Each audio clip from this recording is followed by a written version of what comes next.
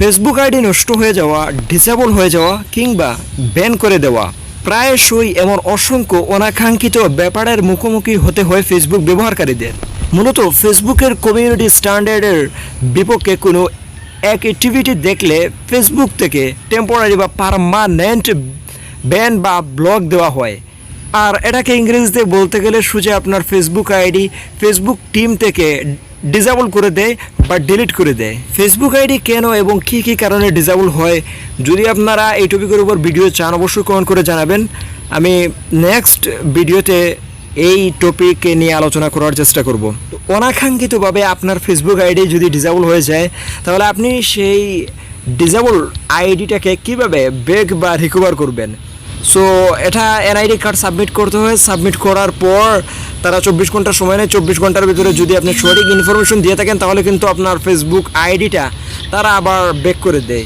Facebook আইডির সাথে যদি কোনো এনআইডি কার্ড মিল না থাকে আপনার, তাহলে কিভাবে আপনার ডিসেবল ফেসবুক আইডির নাম এবং জন্ম তারিখ চেঞ্জ করবেন টপিক নিয়ে অলরেডি অনেক আগে আমি একটি ভিডিও মেক করছিলাম, আর সেই ভিডিওর লিঙ্ক এই ভিডিওর ডেসক্রিপশনে দেওয়া আছে, আপনি চাইলে ভিডিওটি দেখে আসতে পারেন। সো অনেকের ক্ষেত্রে হয় কি যে তারা এনআইডি কার্ড সাবমিট দেওয়ার পরেই কিন্তু আসে না, তাদের ফেসবুক আইডিটা ব্যাক আসে না। সো তাদের ক্ষেত্রে বলতে গেলে আজকে আমি এমন একটা ট্রিক্স শেয়ার করব যা 100% কিন্তু আপনার ডিসেবলড যে ফেসবুক আইডি রয়েছে ওইটা ব্যাক আসবে, বাট একটু সময় লাগবে। ভিডিও ভালো হলে চ্যানেলটা সাবস্ক্রাইব করতে হবে, ভালো না হলেও চ্যানেলটা সাবস্ক্রাইব করতে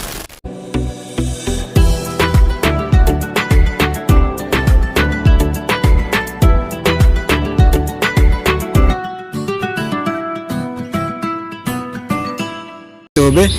আপনার ফোন থেকে আপনি ক্রোম ব্রাউজারে চলে আসবেন। ক্রোম ব্রাউজারে facebook.com লিখে আপনি যেই আইডিটা ডিসেবল হয়েছে ওই আইডিটা লগ ইন করে দেবেন। সার্চ বারে চলে আসবেন, রিপোর্টে লগ ইন ইস্যু লিখে এখান থেকে সার্চ করে দেবেন।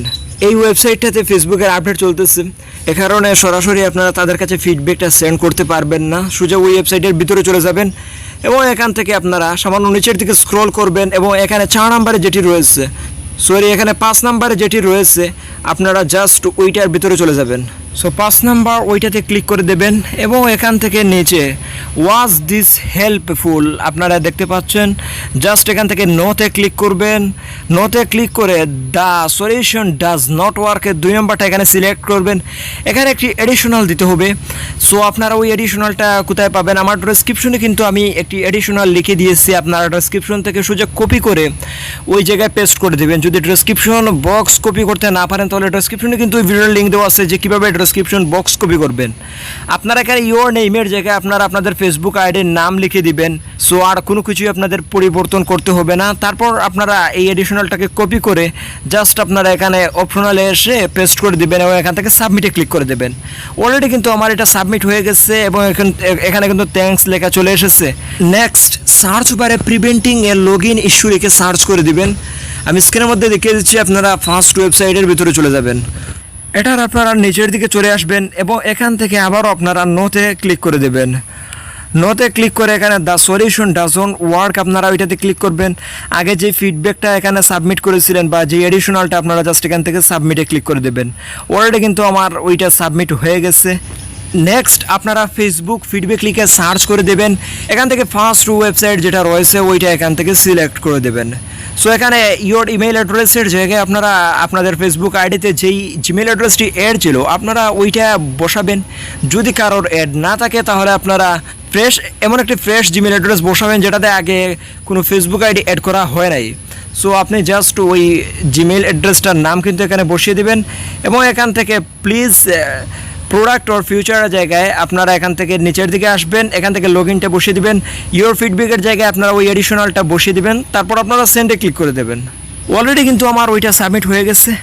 এইরকম ইন্টারফেস আসলে বুঝতে হবে যে ফেসবুক টিমের কাছে আপনাদের ফিডব্যাকটা সাবমিট হয়ে গিয়েছে। সো এখন আপনার কাজ কি, ক্রোম ব্রাউজার থেকে আপনার জাস্ট ওই ফেসবুক আইডিটা লগ আউট করে দেবেন। লগ আউট করে আপনি পুরোপুরি 15 দিন ওয়েট করবেন। 15 দিনের ভিতরে আইডি কখনোই লগ ইন দেওয়ার চেষ্টা করবেন না। আমি আবার বলছি 15 দিনের ভিতরে আইডি কখনোই লগ ইন দেওয়ার চেষ্টা করবেন না। এটা সম্পূর্ণতই ফেসবুক নিজে সেটা রিভিউ করবে, রিভিউ করে যদি দেখে তারা আপনার আইডি ব্যাক দেওয়ার তাহলে দিবে, না হলে কিন্তু আপনারা ব্যাক পাবেন না। তবে সবাই যে পাবেন সেটার নিশ্চয়তা কিন্তু আমি দিচ্ছি না আপনাদেরকে।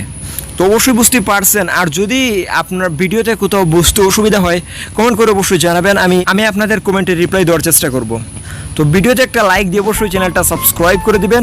সবাই ভালো থাকবেন, সুস্থ থাকবেন, দেখা হচ্ছে নতুন কোনো ভিডিওতে। আল্লাহ হাফিজ।